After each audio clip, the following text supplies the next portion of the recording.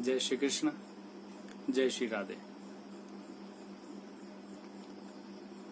आज मैं किसी ज्योतिष के बारे में, किसी राहु केतु के बारे में, किसी ग्रह के बारे में या कोई आज मोटिवेशन या कोई और चीज पे बात नहीं करने वाला हूं।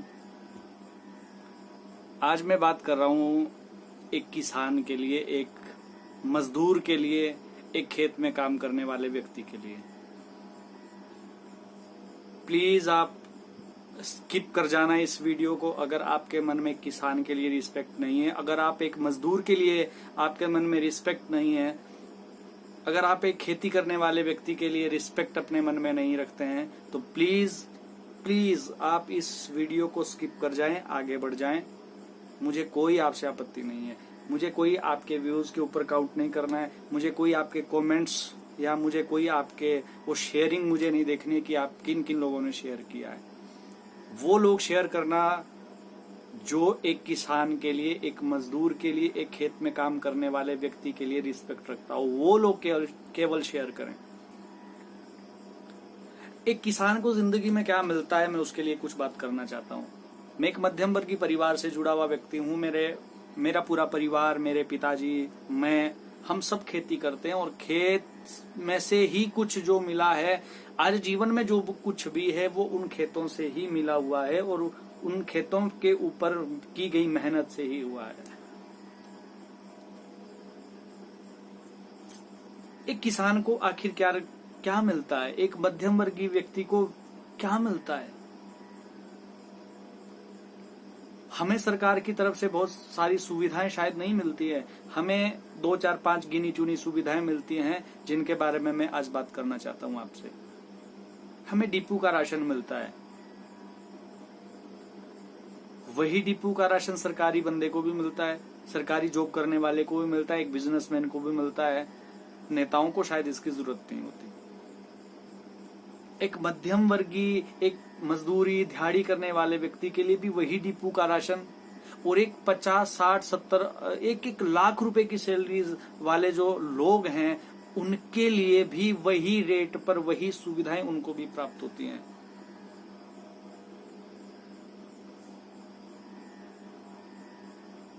एक सरकारी नौकरी करने वाले के लिए शायद सरकार की तरफ से जो भी बीमारी के ऊपर, जो भी दवाइयों के ऊपर जो खर्च होता है, वो सारे पैसे उनको वापस मिल जाते, लेकिन एक किसान को कभी वो वापस नहीं मिलते। एक किसान के लिए ये सुविधा नहीं होती। शायद वो खेतों में बहुत ज्यादा कमा लेता होगा।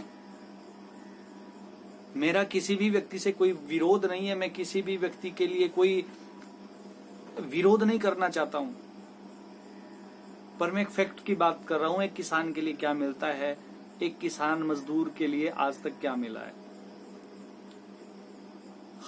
हाउस लोन मिल जाते हैं, हमें नहीं मिलते। हमें केसीसी मिलता है, उसके ऊपर भी कम से कम 7% ब्याज लगता है। हमारा वो कभी माफ नहीं होता है, कभी वो किसानों के पैसे माफ नहीं होते। और वो किस लिए लिए जाते हैं? बीज के लिए, दवाई के लिए, खाद के लिए। भैया एक कीटनाशक भी अगर हमें सरकार की तरफ से मिल जाए, शायद किसानों का कुछ भला हो जाए, शायद कुछ हम जैसे लोगों का भला हो जाए। एक सबसे छोटी कीटनाशक भी 500 रुपए की मिलती है। एक छोटी से छोटी कीटनाशक 500 रुपए की। कोई बीज सरकार की तरफ से हमें नहीं प्राप्त होते, और जो भी ब्लॉक में जो भी बीज मिलते हैं वो इतने 3rd क्लास क्वालिटी के होते हैं कि वो बीज खेत में या तो पैदा ही नहीं होते, या पैदा होने के बाद उसमें कुछ लगता ही नहीं है। ये है बीज की हालत है। ऐसा नहीं है सरकारें देती नहीं है, लेकिन बीच में जो ये खाने वाले, जो बीच में ये जो गफलत करने वाले लोग हैं, इनके बारे में कौन बात करे? सरकारें सुविधा देती होंगी, लेकिन एक आम आदमी तक वो सुविधाएं नहीं पहुंच पाती है। कहीं ना कहीं बीच में वो सुविधाएं खत्म हो जाती हैं।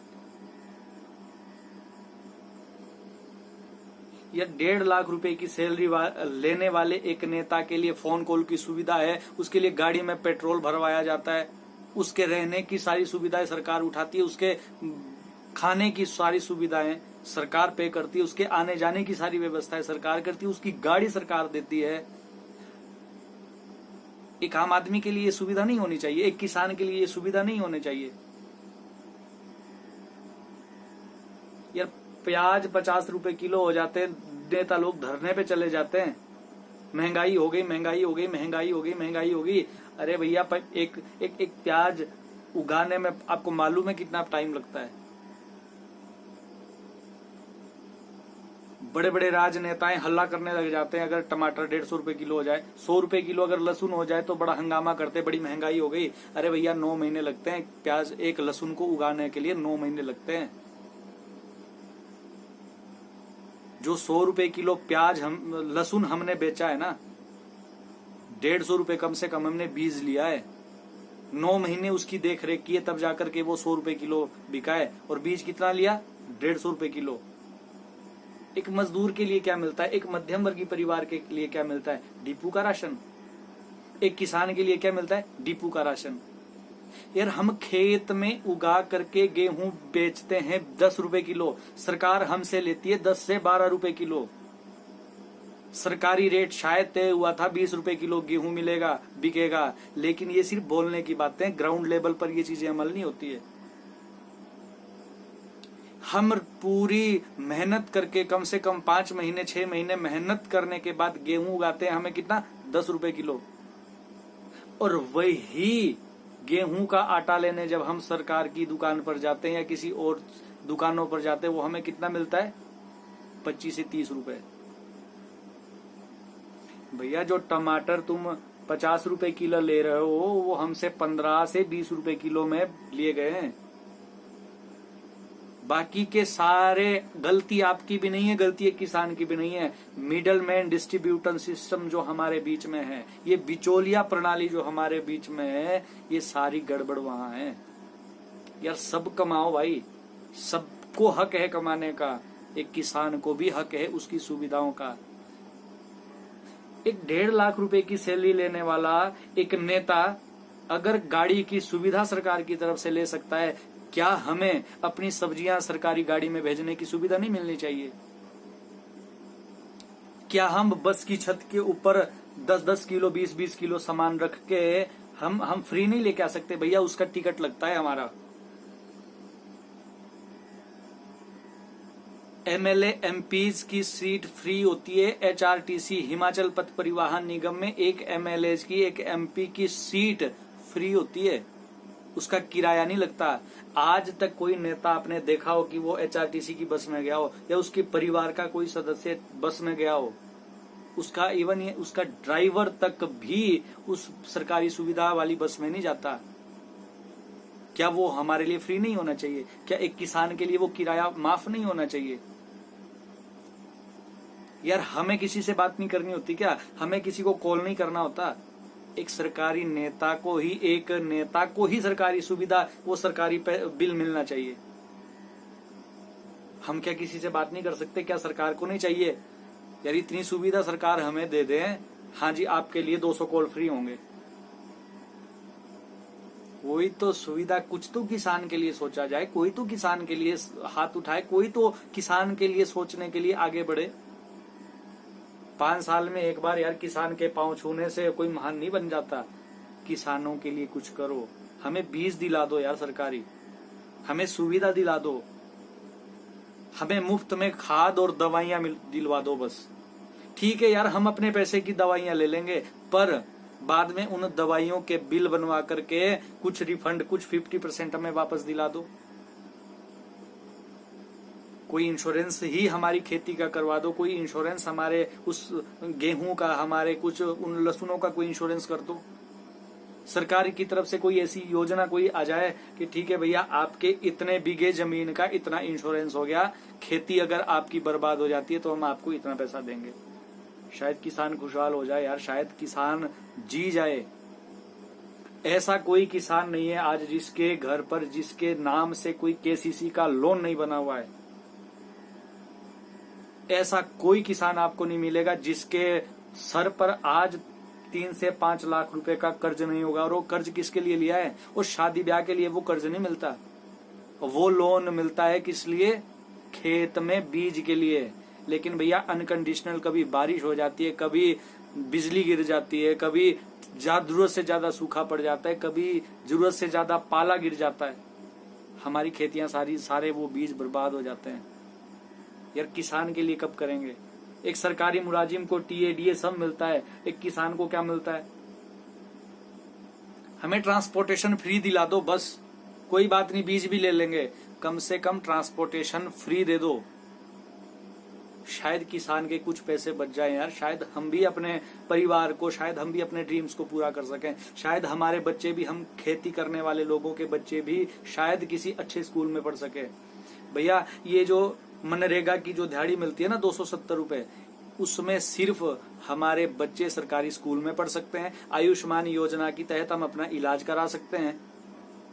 ठीक है, अगर आज एक किसान को, अगर एक खेत में काम करने वाले बंदे को हार्ट अटैक की समस्या हो जाए तो वो 25,000 रुपए का स्टंट डलाने के लिए वो पीजीआई के चक्कर नहीं काट सकता। वो बंदा खेत में मरना पसंद करता है, लेकिन उसके पास इतनी सुविधा नहीं है। अरे यार, कोरोना मजदूर के लिए, कोरोना खेत में काम करने वाले के लिए एक लिमिट लगाओ। 20 बीघा से जमीन कम है, उसके लिए ये सुविधाएं फ्री हैं।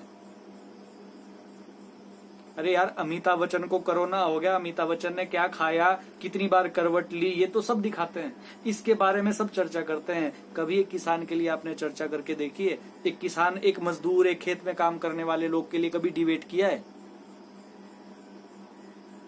क्या किसान का कोई योगदान नहीं है देश के लिए? क्या एक किसान सिर्फ आपके वोट देने के लिए एक वोट बैंक है आपके लिए किसान? मुझे विरोध नहीं है किसी भी नेता का, मुझे विरोध नहीं है किसी भी लोग का। मैं सिर्फ इतना चाहता हूं कि हम जिन लोगों को चुन करके भेजते हैं, हमारे आसपास के जो लोग हैं, वो कभी इस बात के लिए भी चर्चा करें सरकार से, सरकार तक ये बातें पहुंचाएं। हमें भी ट्रांसपोर्टेशन दे दो, हमें भी बीज दे दो, हमारा भी कुछ किराया माफ कर दो। यार जो मध्यम वर्गीय लोग हैं, कोई इनकम सर्टिफिकेट बनवा लो, जिसकी 20-25 हजार रुपए से इनकम कम है, उसके लिए बस का किराया आधा होगा।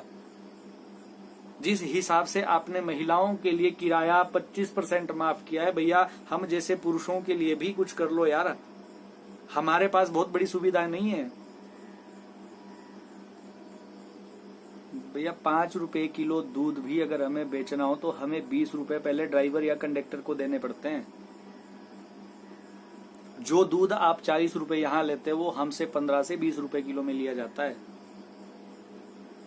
हम सिर्फ इतना चाहते हैं, मैं उन किसानों की बात कर रहा हूं, मैं एक मजदूर हूं। मैंने एक माता को कहते हुए सुना, ऐसा क्या सोना उगा लिया खेत में, बहुत महंगे हो गए भाई टमाटर, बहुत महंगे हो गए लहसुन, बहुत महंगे होगी लौकिया, बहुत महंगे हो गए खीरे। अरे एक धनिया की गुच्छी जो आपको फ्री चाहिए ना भैया जी, उस धनिये को उगाने में आपको पता है कितना टाइम लगता है, कितनी देख रेख करनी पड़ती है उसकी। एक किसान जब सुबह 4-5 बजे उठता है, उसके बाद वो सीधा खेत में जाता है और शाम को 8 बजे तक वो अपने खेत से वापस नहीं आ सकता। मैंने कितने ऐसे मजदूरों को, मैंने कितने ऐसे लोगों को देखा है जो अपना भोजन भी खेत में करते हैं। क्या उनके लिए ये सुविधा नहीं मिलनी चाहिए? नेताजी ने ऐसे क्या कर्म कर दिए, नेताजी ने ऐसा क्या देश के लिए कर दिया जो उनके लिए सारी सुविधाएं हैं? अरे भैया, नेताजी बने थे इसलिए कि आप जनता की सेवा करेंगे। अरे जनता की सेवा नहीं कर रहे हैं आप तो सिर्फ अपना काम चला रहे हैं। आप जरूर नेता बनो यार, जरूर आप सब कुछ करो, जो चाहिए आपको सो करो, पर हम किसानों के लिए आप प्लीज थोड़ा सा कुछ करें। हम किसानों के लिए भी आप थोड़ा सा सोचें, हम मध्यम वर्गीय परिवारों के लिए आप सोचें, हम जैसे लोगों के लिए भी आप सोचें। हमें कोई सुविधा नहीं मिलती, हमें कोई भी किसी भी चीज के लिए माफी नहीं मिलती, हमें सब कुछ पे करना होता है। भाई किसी भाई को, किसी नेता को, किसी को भी मेरी बात बुरी लगी हो तो यार माफ कर देना भाई। क्यों?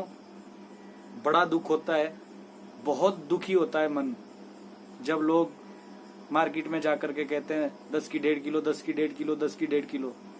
दिल को चुभती है भैया बात। क्यों? 10 की 1.5 किलो जब आप लेंगे तो हमें तो वो 1 रुपए बिकती है, 1 रुपए। सोचा कभी आपने? यार 9 महीने जो खेती करता है, पूरे 12 महीने इस धूप में, बरसात में, हर चीज में जो काम करता है, उसको 1 रुपए किलो अगर कोई चीज मिल रही है, तो आप प्लीज अनुमान लगा के देखो यार। हमारे भी कोई ड्रीम्स है, हमारे भी कोई सपने हैं, और उन सपनों को पूरा करने के लिए यार कोई आगे आओ, कोई हमारी बात कोई सरकार तक पहुंचाए। हमें भी कुछ सुविधाओं की जरूरत है। मैं आज उस मध्यम वर्गीय परिवार के लोगों की बात कर रहा हूं। आप प्लीज उसके लिए कुछ ना कुछ विचार करें। आज इसी छोटे से संदेश के साथ आपसे विदा लेता हूं। जय हिंद, जय भारत, जय जवान और जय किसान।